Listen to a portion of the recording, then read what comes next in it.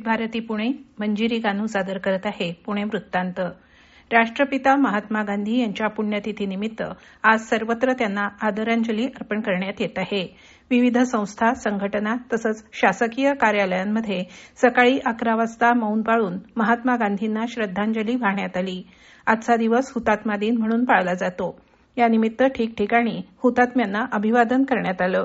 संपूर्ण देशी बनावटीच्या तेजस या विमानाच्या निर्मितीनंतर आता हेरगिरी करणारं अत्याधुनिक 5th जनरेशन विमान भारत तयार करत आहे.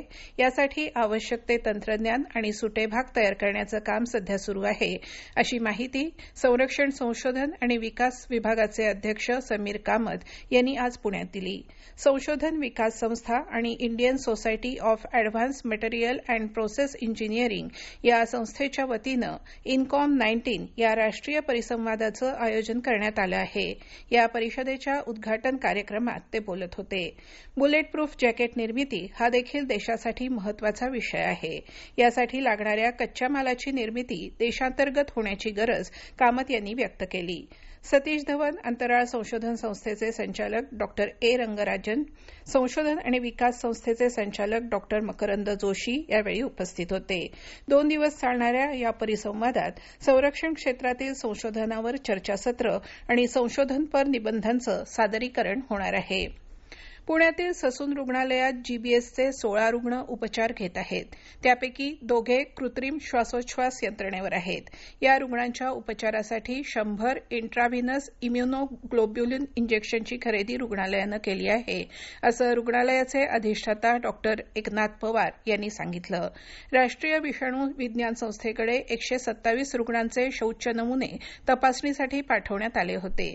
त्यातील 21 नमुन्यांमध्ये नोरोव्हायरस हा विषाणू संसर्ग आणि 5 नमुन्यांमध्ये कॅम्पायलोबॅक्टर जेजुनी हा जीवाणू संसर्ग आढळला, असं आरोग्य विभागानं कळवलं आहे.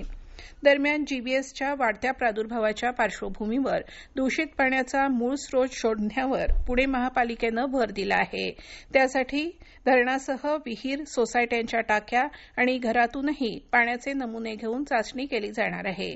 याशिवाय पाणलोट क्षेत्रातील कंपन्या, रिसॉर्ट्स आणि अन्य ठिकाणचं सांडपाणी कुठे आणि कसं सोडलं जातं याचीही तपासणी होणार आहे.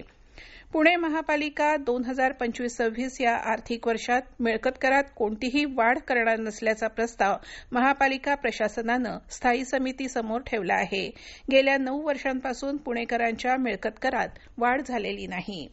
पिंपरी चिंचवडमध्ये स्वच्छ भारत अभियानाच्या अनुषंगानं महानगरपालिकेनं विविध उपक्रम हाती घेतले आहेत. त्या अनुषंगानं कर्मचाऱ्यांसाठी आरोग्य आणि सुरक्षेबाबत प्रशिक्षण कार्यशाळा घेण्यात आली. राज्यात रब्बी हंगामातील पिकांच्या सरासरीपेक्षा अधिक म्हणजे 117% क्षेत्रावर पेरण्या झाल्या आहेत. त्यामुळे खरीप हंगामातील पिकांप्रमाणेच रब्बी हंगामातील धान्य उत्पादनात वाढ होणार असल्याचा अंदाज कृषी आयुक्तालयानं वर्तवला आहे. दरम्यान केंद्र आणि राज्य सरकारच्या कृषीविषयक योजनांचा लाभ घेण्यासाठी शेतकरी ओळख क्रमांक बंधनकारक असून राज्यातल्या 6 लाख शेतकऱ्यांना हे ओळखपत्र मिळालं आहे. राष्ट्रीय स्वयंसेवक संघाच्या पश्चिम महाराष्ट्र प्रांताचे सहकार्यवाह धनंजय घाटे यांचं आज पहाटे पुण्यात हृदयविकाराच्या तीव्र झटक्यानं निधन झालं. ते 53 वर्षांचे होते. जनसेवा बँकेत अधिकारी पदावर ते कार्यरत होते. त्यांच्या पार्थिव देहावर आज वैकुंठ स्मशानभूमीत अंत्यसंस्कार करण्यात आले. धनंजय घाटे यांनी मराठवाड्यातील भूम, कळंब तसंच धाराशिव इथं संघाचे प्रचारक म्हणून काम केलं. 2018 पासून प्रांताचे सहकार्यवाह म्हणून त्यांच्याकडे जबाबदारी होती. विविध सामाजिक आणि सांस्कृतिक संघटनांशी त्यांचा मोठा संपर्क होता. महाराष्ट्रीय मंडळाच्या वतीनं धनंजय दामले यांच्या स्मृतीप्रित्यर्थ घेण्यात आलेल्या आंतरशालेय आणि आंतरमहाविद्यालयीन अडथळा शर्यत स्पर्धेत मुलींच्या 3ही गटांमध्ये PS हुजूरपागाल शाळेच्या लक्ष्मी रोड आणि कात्रजच्या संघांनी विजेतेपद मिळवलं. मुलांमध्ये Aryans world school, new English school Ramanbag आणि भारतीय जैन संस्था स्कूल या संघांनी आपापल्या गटाचं विजेतेपद पटकावलं. स्पर्धेचं पारितोषिक वितरण राज्याचे क्रीडा मंत्री दत्तात्रेय भरणे सोनवणे यांच्या हस्ते झालं.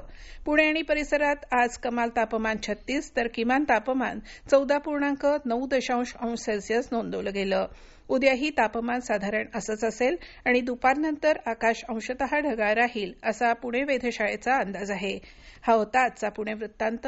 उद्या पुन्हा भेटू विविध भारती पुणे केंद्रावर संध्याकाळी 6 वाजता ताज्या पुणे वृत्तांतमध्ये. नमस्कार.